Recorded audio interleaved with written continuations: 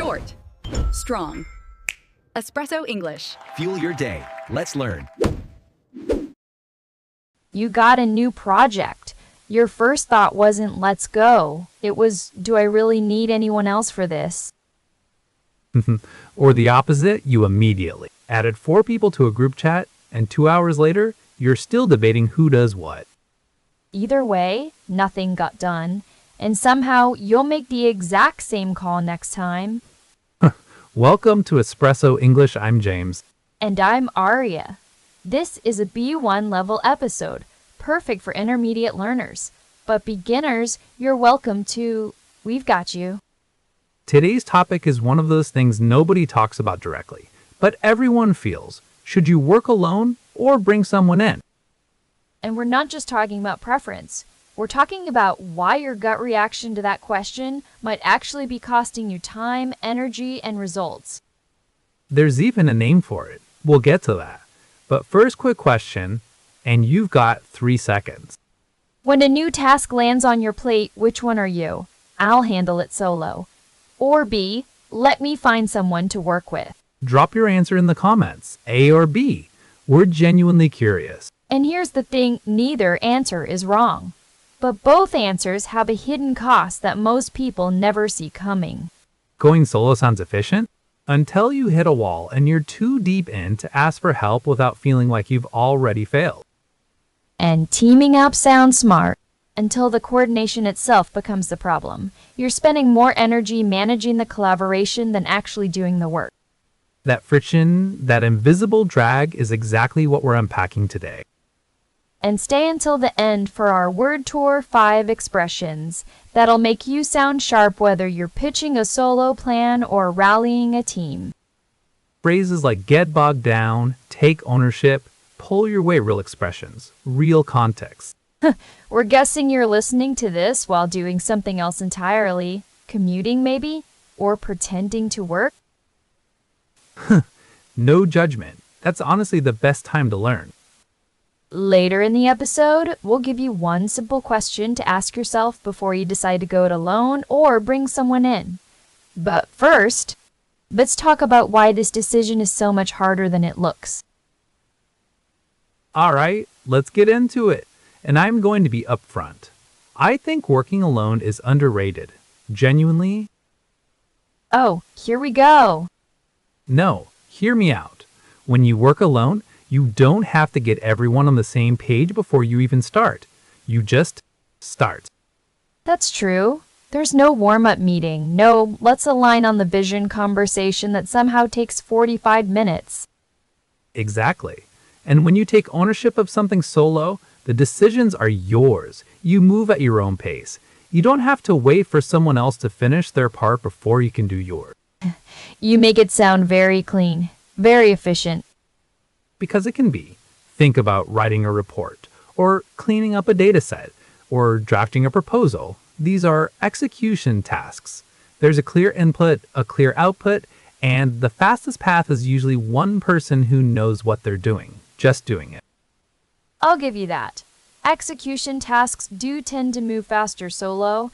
When the steps are clear and the goal is defined, adding more people doesn't add more speed, it adds more coordination. And that coordination has a cost. Every time you have to explain your thinking, wait for a reply, or sit through a check-in call, that's time you're not actually working. It's what some people call collaboration friction, the invisible drag that slows everything down even when everyone involved is perfectly competent. Collaboration friction. That's a real thing, and it's sneaky because it doesn't feel like wasted time in the moment. It feels like progress. You're talking, you're discussing, you're in a meeting. And then you look up and it's 4 p.m. and the actual work hasn't started. Painfully accurate. So my argument is simple. For the right kind of task, going solo isn't antisocial. It's strategic. You pull your weight without having to manage anyone else's weight at the same time. Pull your weight without managing anyone else's. I like that framing. But I want to push back a little because I think you're describing the best case version of working alone. What do you mean? I mean the version where you actually know what you're doing, you have all the information you need, and you don't hit any unexpected walls. But what happens when you get bogged down halfway through and there's no one to bounce ideas off someone? No one to say, hey, have you tried this? That's a fair point. The solo path does assume you have everything you need to finish. And a lot of the time you don't. You think you do at the start. But 3 days in, you're stuck on something that a 10-minute conversation could have solved on day 1. So the risk of going solo isn't the work itself, it's the blind spots you don't know you have. Right. And here's the part that makes it worse. When you've committed to doing something alone, asking for help later feels like admitting you were wrong to go solo in the first place. So you don't ask, you just stay stuck. That's uncomfortably real. I've done that. Spent 2 extra days on something because I didn't want to send a message that said, actually, I need help. Most people have. And that silence, that pride is where solo work stops being efficient and starts being a trap. So maybe the question isn't solo or team as a personality type. Maybe it's more about the specific task in front of you. Now we're getting somewhere. And by the way, there's a phrase for that moment when you're deep in a task and suddenly everything slows down and nothing moves forward. It's called getting bogged down. We'll break it down properly in the word tour later. But first, Aria's got a counter-argument that I'm genuinely not sure I can win. Okay, so James made a solid case for going solo, but I have to disagree with the core assumption underneath it. Which assumption? The assumption that efficiency is the most important thing. Because I think when we only optimize for speed, we end up with work that's technically done but missing something, a perspective, a connection, an idea that only comes when 2 people are actually thinking together. I hear you, but isn't that what revision is for? You do the work, then you get feedback. I have to disagree with that. Feedback after the fact is completely different from thinking together in real time.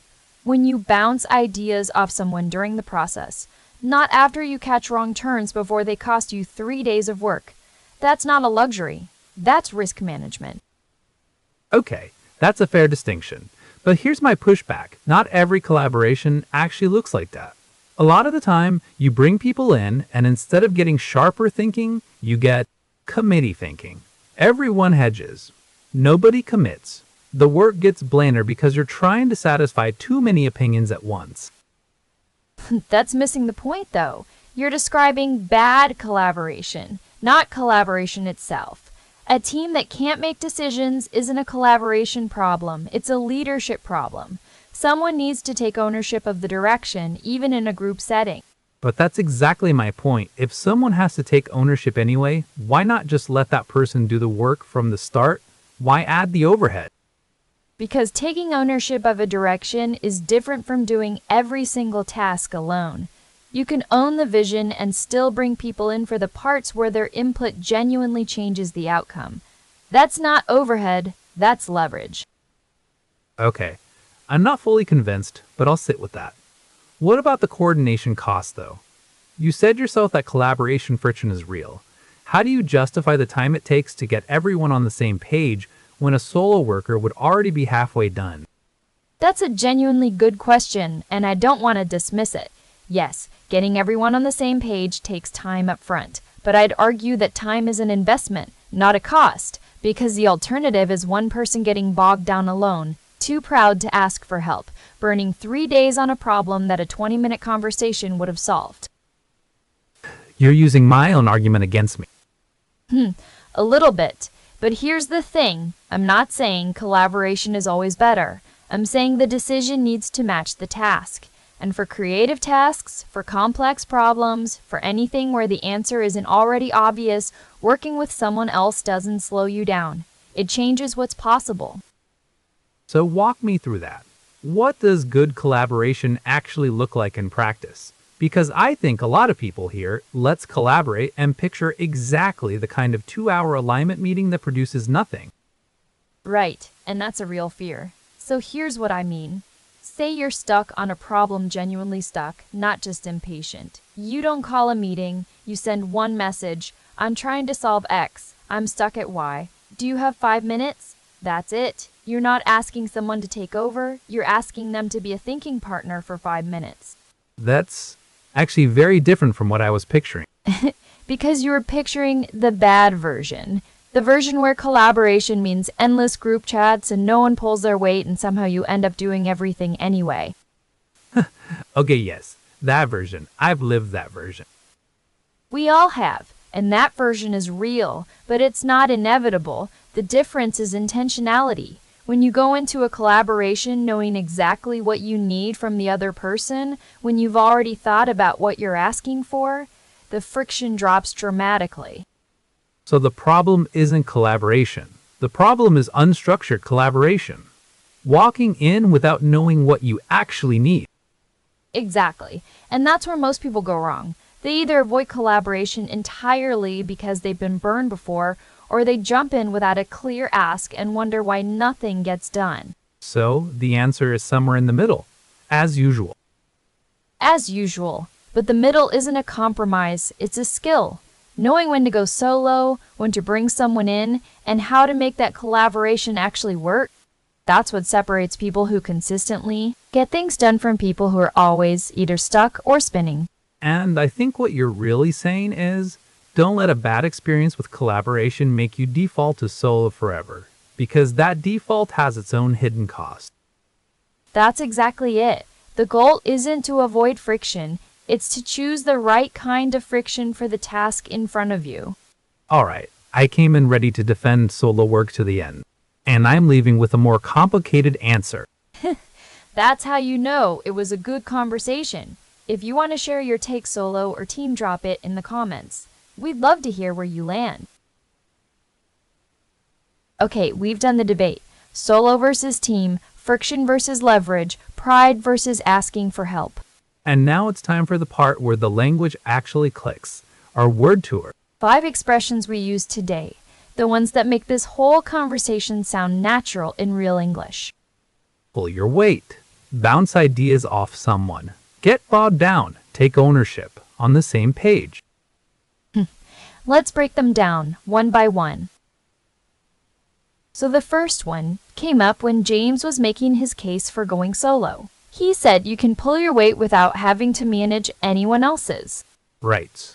And pull your weight basically means doing your fair share, contributing what's expected of you. If you're on a team and you're pulling your weight, nobody's picking up your slack. The opposite is also useful to know. If someone's not pulling their weight, it means they're not contributing enough and everyone else feels it. Like that group project in school where one person disappeared for 2 weeks and then put their name on the final submission? Every single person listening just had a flashback. So pull your weight. Do your fair share. Don't be the disappearing group project person. Now the next one is one I actually use all the time at work. Bounce ideas off someone. Aria used it when she was pushing back on my solo argument. Because that's exactly what it means. When you bounce ideas off someone, you're not asking them to solve your problem. You're thinking out loud with them, using them as a sounding board. It's casual, it's collaborative, and it doesn't require a formal meeting. Hey, can I bounce something off you? Is one of the most useful sentences in a workplace. And it signals that you value the other person's thinking without putting pressure on them to have all the answers. It's a low-stakes ask with a potentially high-value return. Which connects perfectly to the next one, because sometimes, even when you're working hard, things stop moving. You get bogged down. Ugh, that phrase. Get bogged down means you're stuck. You're moving slowly or not at all because there's too much complexity, too many obstacles, or you've lost momentum. The image is actually a bog-like muddy swamp ground. You're trying to walk and the mud just pulls you back with every step. Which is exactly what it feels like when you're 3 days into a solo project and you've rewritten the same paragraph 6 times. Too real. And the fix, whether it's asking for help or just stepping away, is about getting yourself unstuck. Getting out of the bog. Now, take ownership is one that sounds simple but carries a lot of weight. It means you're not just doing a task, you're responsible for it. You care about the outcome. You don't wait to be told what to do next. It's the difference between someone who completes their checklist and someone who actually drives the result. When you take ownership, you're invested. If something goes wrong, you don't point fingers, you fix it. And in a collaboration context, it's actually what makes teams work. Someone has to take ownership of the direction, even if the work is shared. Otherwise, you get that leaderless group chat where everyone's waiting for someone else to decide. Which brings us to the last one, and honestly, it might be the most used phrase in any workplace on the planet. On the same page, meaning everyone has the same understanding. Everyone knows the plan, the goal, the expectations. There's no confusion about who's doing what or why. And getting on the same page isn't just about sharing information. It's about confirming that the information landed. You can send a 10-paragraph brief and still not be on the same page if nobody actually read it. So a quick check-in, just want to make sure we're on the same page, can save hours of misaligned work later. It's not micromanaging. It's just good communication. 5 phrases. Pull your weight. Bounce ideas off someone. Get bogged down. Take ownership. On the same page. All of them came straight out of the conversation we just had. That's the whole point of the word tour. These aren't textbook phrases. They're the words real people use when they're actually working, collaborating, and occasionally getting stuck in the mud. So here's where we landed today. The question isn't really solo or team. It's about matching your approach to the actual task in front of you. Execution tasks. Writing, organizing, drafting often move faster alone. Creative tasks, complex problems, anything where you're genuinely stuck, that's where bringing someone in changes the outcome. And the 2 things that trip people up most? Going solo and refusing to ask for help when you get bogged down, or jumping into collaboration without knowing what you actually need from the other person. So here are 2 things you can try this week. First, next time you get a new task, ask yourself one question. Am I stuck because I'm missing information or because I'm missing motivation? If it's information, find someone to bounce ideas off. If it's motivation, change your environment first.